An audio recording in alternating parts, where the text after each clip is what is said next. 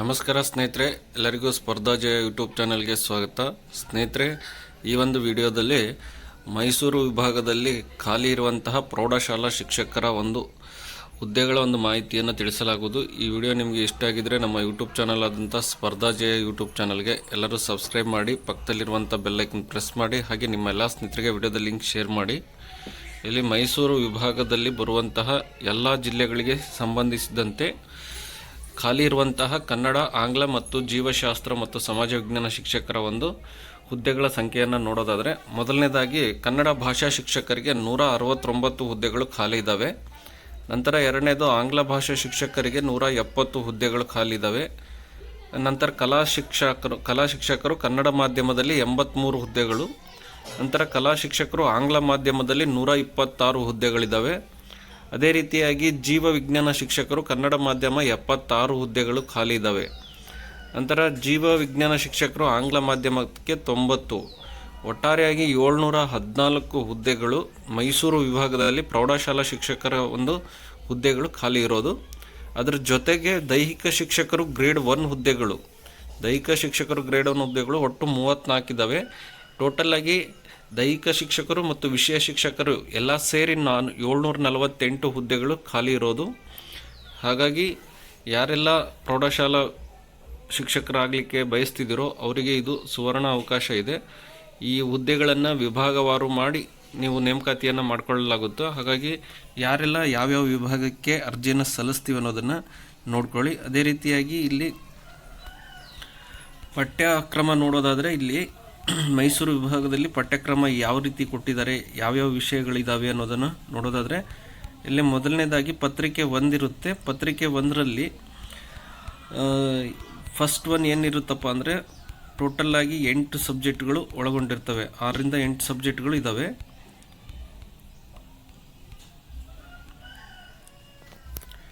ಇಲ್ಲಿ ಮೊದಲನೇದಾಗಿ ಸಾಮಾನ್ಯ ಜ್ಞಾನ, ಪತ್ರಿಕೆ 1ರಲ್ಲಿ ಸಾಮಾನ್ಯ ಜ್ಞಾನ ಮತ್ತು ಪ್ರಚಲಿತ ವಿದ್ಯಮಾನ 20 ಅಂಕಗಳಿಗಿರುತ್ತೆ.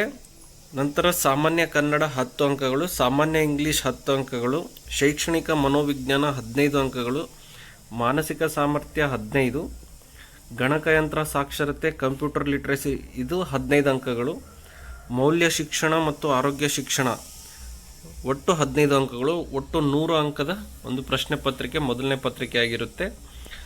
ಇಲ್ಲಿ ಕನ್ನಡ ಭಾಷಾ ಶಿಕ್ಷಕರಿಗೆ ಕನ್ನಡ ವಿಷಯ ಪತ್ರಿಕೆ ಇರುತ್ತೆ, ಆಂಗ್ಲ ಭಾಷಾ ಶಿಕ್ಷಕರಿಗೆ ಆಂಗ್ಲ ವಿಷಯ ಪತ್ರಿಕೆ ಇರುತ್ತೆ. ಅದೇ ರೀತಿಯಾಗಿ CBZನವರಿಗೆ ಅವರ ವಿಷಯಕ್ಕೆ ಸಂಬಂಧಿಸಿದಂಥ ಪ್ರಶ್ನೆ ಪತ್ರಿಕೆ 100 ಅಂಕದ್ದು.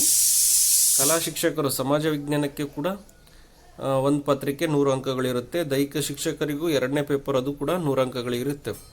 ಒಟ್ಟಾರೆಗೆ 200 ಅಂಕಗಳಿಗೆ ಈ ಪ್ರಶ್ನೆ ಪತ್ರಿಕೆ ಇರುತ್ತೆ. ಇಲ್ಲಿ ಎಕ್ಸಾಮ್ ದಿನಾಂಕ ಬಂದುಬಿಟ್ಟು 12/10/2026.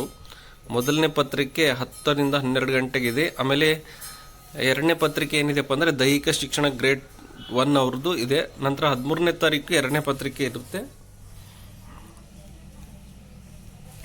ಇದಿಷ್ಟೇನಪ್ಪ ಅಂದರೆ ಮೈಸೂರು ವಿಭಾಗದಲ್ಲಿ ಖಾಲಿ ಇರುವಂಥ ಪ್ರೌಢಶಾಲಾ ಶಿಕ್ಷಕರ ಹುದ್ದೆಗಳ ಮಾಹಿತಿ.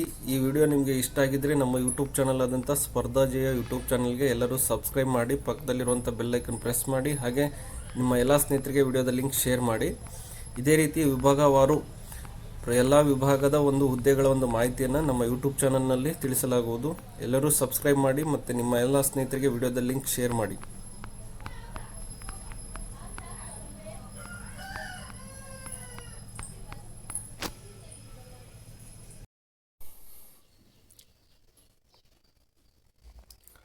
ನಮಸ್ಕಾರ ಸ್ನೇಹಿತರೆ, ಎಲ್ಲರಿಗೂ ಸ್ಪರ್ಧಾ ಜಯ ಯೂಟ್ಯೂಬ್ ಚಾನಲ್ಗೆ ಸ್ವಾಗತ. ಸ್ನೇಹಿತರೆ, ಈ ವಿಡಿಯೋದಲ್ಲಿ ಬೆಂಗಳೂರು ವಿಭಾಗದಲ್ಲಿ ಖಾಲಿ ಇರುವಂತಹ ಪ್ರೌಢಶಾಲಾ ಶಿಕ್ಷಕರ ನೇಮಕಾತಿಯ ಸಂಬಂಧಿಸಿದಂತೆ ಪ್ರಮುಖ ಹುದ್ದೆಗಳ ಮಾಹಿತಿಯನ್ನು ತಿಳಿಸಲಾಗುವುದು. ಈ ವಿಡಿಯೋ ನಿಮಗೆ ಇಷ್ಟ ಆಗಿದ್ದರೆ ನಮ್ಮ ಯೂಟ್ಯೂಬ್ ಚಾನಲ್ ಆದಂಥ ಸ್ಪರ್ಧಾ ಜಯ ಯೂಟ್ಯೂಬ್ ಚಾನಲ್ಗೆ ಎಲ್ಲರೂ ಸಬ್ಸ್ಕ್ರೈಬ್ ಮಾಡಿ, ಪಕ್ಕದಲ್ಲಿರುವಂಥ ಬೆಲ್ಲೈಕನ್ ಪ್ರೆಸ್ ಮಾಡಿ, ಹಾಗೆ ನಿಮ್ಮ ಎಲ್ಲ ಸ್ನೇಹಿತರಿಗೆ ವಿಡಿಯೋದ ಲಿಂಕ್ ಶೇರ್ ಮಾಡಿ. ಇದು ಪ್ರೌಢ ಶಿಕ್ಷಕರ ನೇಮಕಾತಿ. ಇಲ್ಲಿ ಬೆಂಗಳೂರು ವಿಭಾಗದಲ್ಲಿ ಖಾಲಿ ಇರುವಂತಹ ಹುದ್ದೆಗಳ ಮಾಹಿತಿ ನೋಡೋದಾದರೆ, ಇಲ್ಲಿ ಆನ್ಲೈನ್ ಅರ್ಜಿ ಸಲ್ಲಿಸಲು 18/8/2026, ಹಾಗೆ ಅರ್ಜಿ ಸಲ್ಲಿಸಲು ಕೊನೆ ದಿನಾಂಕ 7/9/2026ಕ್ಕೆ ಕೊನೆ ದಿನಾಂಕವಾಗಿರುತ್ತದೆ. ಇಲ್ಲಿ ಯಾವ್ಯಾವ ವಿಷಯಗಳಿದಾವಪ್ಪ ಅಂದರೆ ಕನ್ನಡ, ಇಂಗ್ಲೀಷ್, ಕಲಾ ಮತ್ತು ಜೀವವಿಜ್ಞಾನ. ಈ 4 ವಿಷಯಗಳಿಗೆ ಈಗ ನೋಟಿಫಿಕೇಶನ್ ಆಗಿರೋದು. ಇದರಲ್ಲಿ ಪ್ರಮುಖವಾದಂಥ ಹುದ್ದೆಗಳು ನೋಡೋದಾದರೆ ಇಲ್ಲಿ ಆಯ್ಕೆಗಾಗಿ ಪ್ರಕಟಿಸಿರುವಂತಹ ಮೂಲ ವೃಂದದ 92% ಹುದ್ದೆಗಳು ಅಂದರೆ ನಾನ್ ಕಲ್ಯಾಣ ಕರ್ನಾಟಕದ ಅಭ್ಯರ್ಥಿಗಳಿಗಿರುವಂಥ ಹುದ್ದೆಗಳಿದು. ಇದರಲ್ಲಿ 8% ಕಲ್ಯಾಣ ಕರ್ನಾಟಕದ ಅಭ್ಯರ್ಥಿಗಳಿಗಿರುತ್ತೆ.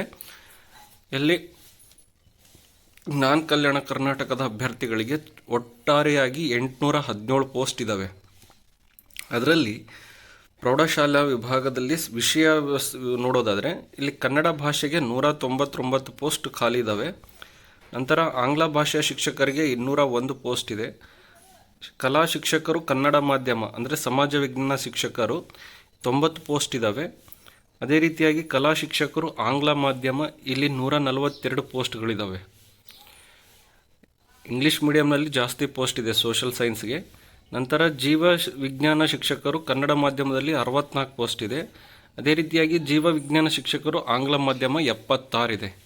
ಒಟ್ಟು ವಿಷಯಗಳಿಗೆ ಈ ಒಟ್ಟು 4 ವಿಷಯಗಳಿಂದ 772 ಪೋಸ್ಟ್ಗಳೇನಪ್ಪ ಅಂದರೆ ಈ ಒಂದು ನಾನ್ ಕಲ್ಯಾಣ ಕರ್ನಾಟಕದ ಅಭ್ಯರ್ಥಿಗಳಿಗೆ ಇರುವಂಥದ್ದು.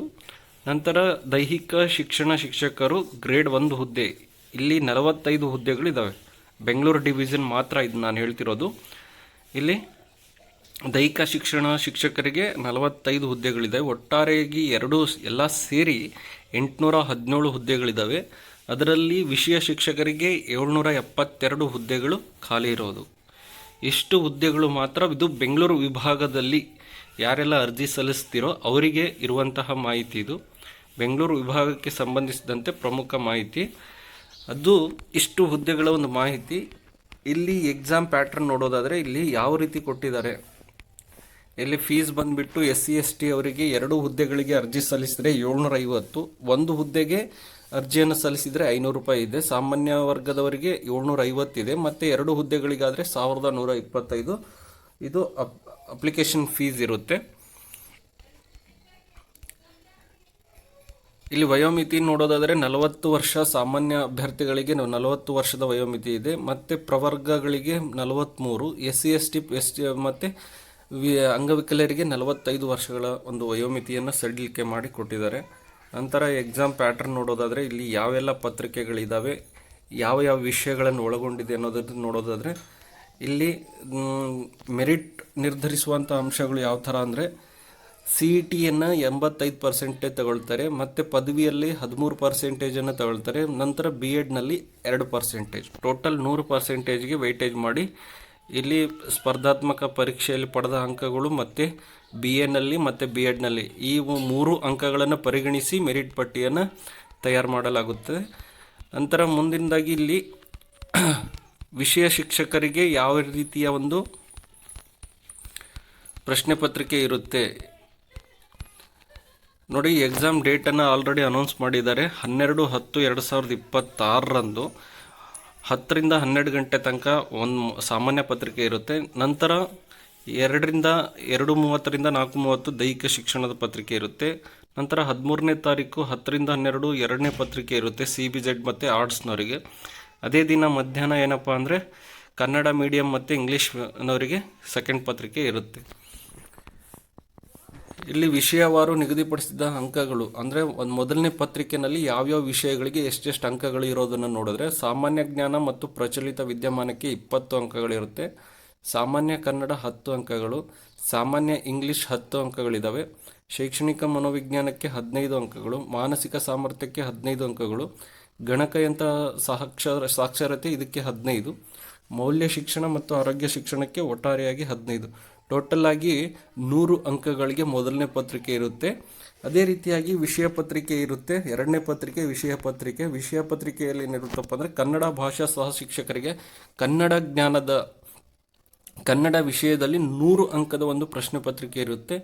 ಇಂಗ್ಲೀಷ್ ಭಾಷಾ ಶಿಕ್ಷಕರಿಗೂ ಕೂಡ ಇಂಗ್ಲೀಷ್ ವಿಷಯದಲ್ಲಿ 100 ಪ್ರಶ್ನೆಗಳನ್ನು ಒಳಗೊಂಡಿರುವಂತಹ ಒಂದು ಪ್ರಶ್ನೆ ಪತ್ರಿಕೆ. ಅದೇ ರೀತಿಯಾಗಿ CBZನವರಿಗೆ ಮತ್ತು ಸೋಷಲ್ ಸೈನ್ಸ್ ಇವರಿಗೂ ಕೂಡ 100 ಅಂಕದ ಪ್ರಶ್ನೆ ಪತ್ರಿಕೆ ಇರುತ್ತೆ. ದೈಹಿಕ ಶಿಕ್ಷಕರಿಗೂ ಕೂಡ 100 ಅಂಕದ ಆಯಾ ವಿಷಯಗಳಿಗೆ ಸಂಬಂಧಿಸಿದಂತೆ ಕನ್ನಡ, ಇಂಗ್ಲೀಷ್ ಮತ್ತು ಜೀವಶಾಸ್ತ್ರದವರಿಗೆ ಮತ್ತು ಸಮಾಜ ವಿಜ್ಞಾನ ಶಿಕ್ಷಕರಿಗೆ ಆಯಾ ವಿಷಯಗಳಿಗೆ ಸಂಬಂಧಿಸಿದ ವಿಷಯ ಪತ್ರಿಕೆ 100 ಅಂಕದ ಪ್ರಶ್ನೆ ಪತ್ರಿಕೆ ಇರುತ್ತೆ. ಒಟ್ಟಾರೆಯಾಗಿ 200 ಅಂಕಗಳಿಗೆ ನೀವೇನು ಮಾಡ್ತೀರಪ್ಪ ಅಂದರೆ CET-ಯನ್ನು ಬರೀತೀರಿ. ಆ 200 ಅಂಕಗಳಲ್ಲಿ ಪಡೆದಂಥ ಅಂಕಗಳ 85% CET-ಗೆ ಪರಿಗಣನೆ ಮಾಡ್ತಾರೆ, ಮೆರಿಟಿಗೆ ಪರಿಗಣನೆ ಮಾಡಿ ನಿಮ್ಮ ಆಯ್ಕೆಯನ್ನು ನಡೆಸ್ತಾರೆ. ಇದಿಷ್ಟೇನಪ್ಪ ಅಂದರೆ ಬೆಂಗಳೂರು ವಿಭಾಗದ ಯಾರೆಲ್ಲ ಬೆಂಗಳೂರು ವಿಭಾಗಕ್ಕೆ ಅರ್ಜಿಯನ್ನು ಸಲ್ಲಿಸ್ತಿದ್ದೀರೋ HSTRಗೆ ಅವರಿಗೆ ಇದು ಮಾಹಿತಿ ಉಪಯುಕ್ತವಾಗುತ್ತೆ. ಇದೇ ರೀತಿ ಬೇರೆ ಬೇರೆ ಜಿಲ್ಲಾ ಹಾಗೂ ಬೇರೆ ಬೇರೆ ವಿಭಾಗವಾರು ಮಾಹಿತಿಯನ್ನು ನಮ್ಮ ಯೂಟ್ಯೂಬ್ನಲ್ಲಿ ಪ್ರತಿದಿನ ಹಾಕಲಾಗುವುದು. ಈ ವಿಡಿಯೋ ನಿಮಗೆ ಇಷ್ಟ ಆಗಿದರೆ ನಮ್ಮ ಯೂಟ್ಯೂಬ್ ಚಾನಲ್ ಆದಂಥ ಸ್ಪರ್ಧಾ ಜಯ ಯೂಟ್ಯೂಬ್ ಚಾನಲ್ಗೆ ಎಲ್ಲರೂ ಸಬ್ಸ್ಕ್ರೈಬ್ ಮಾಡಿ, ಪಕ್ಕದಲ್ಲಿರುವಂಥ ಬೆಲ್ ಐಕನ್ ಪ್ರೆಸ್ ಮಾಡಿ, ಹಾಗೆ ನಿಮ್ಮ ಎಲ್ಲ ಸ್ನೇಹಿತರಿಗೆ ವಿಡಿಯೋದ ಲಿಂಕ್ ಶೇರ್ ಮಾಡಿ.